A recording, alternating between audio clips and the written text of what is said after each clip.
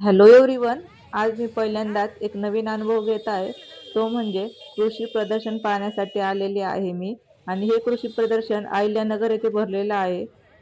इथे एंट्रीलाच खूप छान अशी विठ्ठलाची मूर्ती आहे आणि त्याच्या शेजारी अशी बैलगाडी आहे.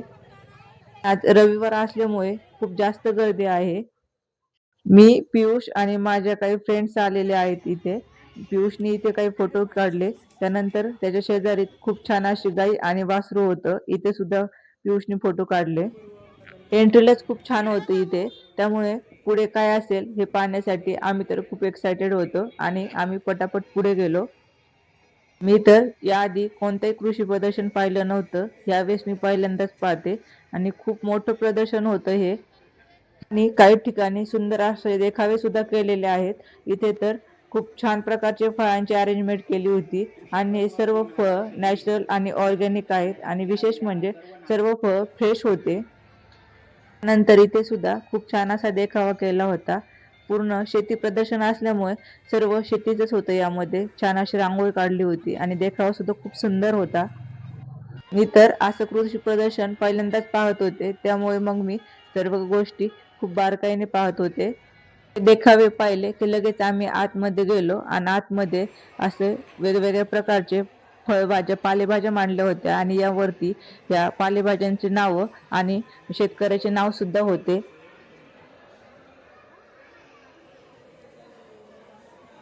इथे येण्यासाठी एंट्री एकदम फ्री होती.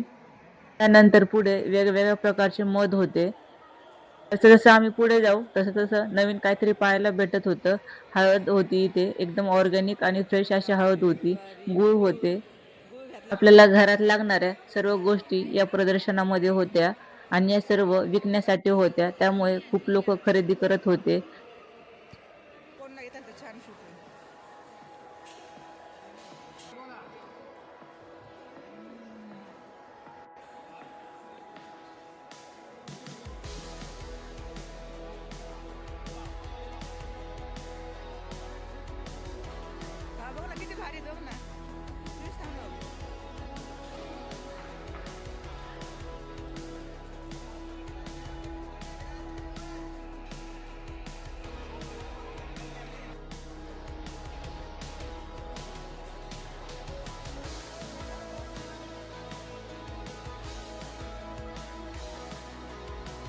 तर इथे गूळ खरेदी केला. त्यानंतर इथे मशरूम सुद्धा होते.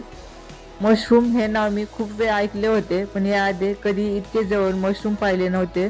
त्यामुळे ते सुद्धा व्यवस्थित पाहून घेतले आणि इथे खाद्यतेल सुद्धा आहेत. खालच्या प्रत्येक गोष्टीमध्ये खूप व्हरायटी होती. मसाले तर खूप प्रकारचे होते. प्रत्येक गोष्टीचा सेपरेट मसाला होता.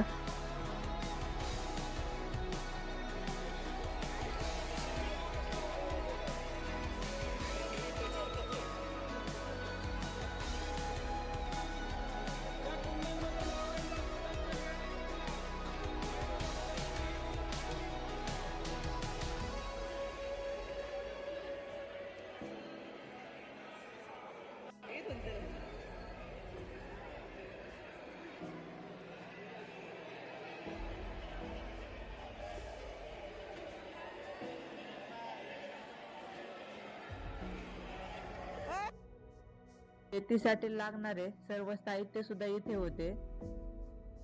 जसे जसे वेळ होत जाईल तशी तशी गर्दी खूप वाढत चालली होती. त्यामुळे मग आम्ही पटापट पाहत होतो. रक्तदान शिबिर सुद्धा होतं इथे आणि रक्तदान करण्यासाठी सुद्धा खूप गर्दी होती. एकदा इथे एंट्री केली की 2-2.5 तास कसे जातात समजत सुद्धा नाही. साठी लागणारे सर्व साहित्य या प्रदर्शनात होते. तसेच घरात लागणारे छोटे छोटे मोठे साहित्य सुद्धा या प्रदर्शनात होते.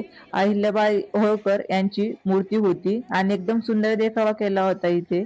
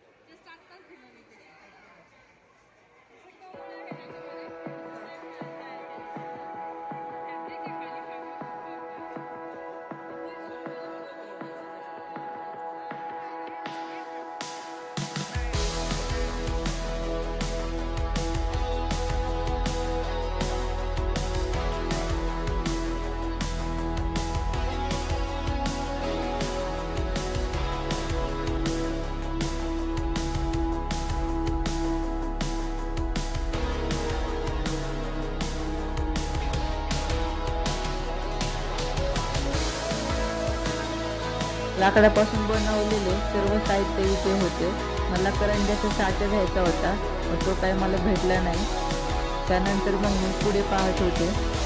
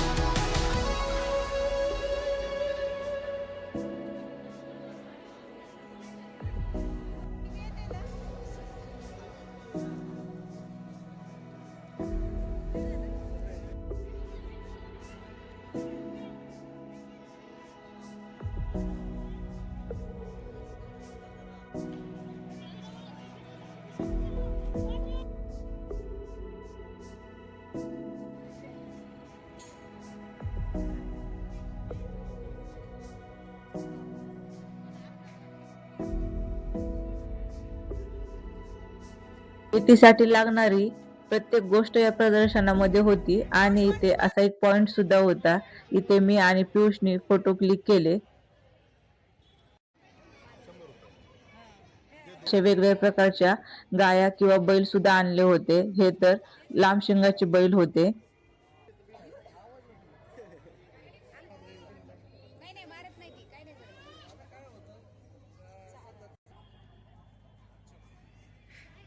गिर गाय सुद्धा इथे होती. पियुषला तर या सर्व गोष्टी खूप जवळून ऑब्झर्व करता आल्या. आता हे वेगळ्याच प्रकारचे बदक होते. त्यानंतर आम्ही पुढे गेलो तर पुढे एकदम छोट्या पायाची म्हैस होती. राधाची आई असं म्हणतात हिला आणि हिला एक अवॉर्ड सुद्धा भेटलेला आहे. बाकी खूप गाया आणि म्हैस सुद्धा होते यामध्ये. त्यानंतर आम्ही पुढे गेलो, काही फोटोज क्लिक केले. इथे नाश्त्याची सुद्धा सोय केलेली होती. वेगवेगळ्या प्रकारचे स्टॉल लागले होते, पण आम्ही तिथलचा काही नाश्ता केला नाही, डायरेक्ट घरी आलो. गर्दी एवढी होती की या सर्व गोष्टींमध्ये खूप टाइम गेला असता. त्यामुळे मग आम्ही घरीच निघालो आणि येताना असे झाडाची रोपं विकण्यासाठी होते. सुंदर प्रदर्शन होतं हे. 4 ते 5 दिवस प्रदर्शन आहे हे आणि मला तर खूप आवडलं. व्हिडिओ आवडल्यास आपल्या चॅनलला सबस्क्राईब करा, लाईक करा आणि शेअर करा.